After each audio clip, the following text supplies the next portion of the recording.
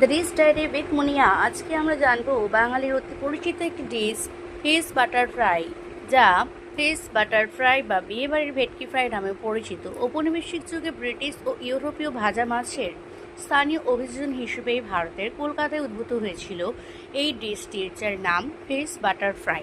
Butter fry হলো fish butter fry এর একটি প্রচলিত ভাষাগত ত্রুটি।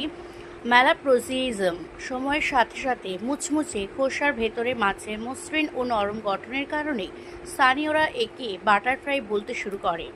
এই রান্নার পদ্ধতিটির উৎস হল ফরাসি ধাঁচের বাটার ফ্রাই, যেমন আর্লিট স্টাইল, যা ইউরোপীয় প্রভাব এবং ব্রিটিশ ফিশ অ্যান্ড চিপসের মাধ্যমে ছড়িয়ে পড়েছে।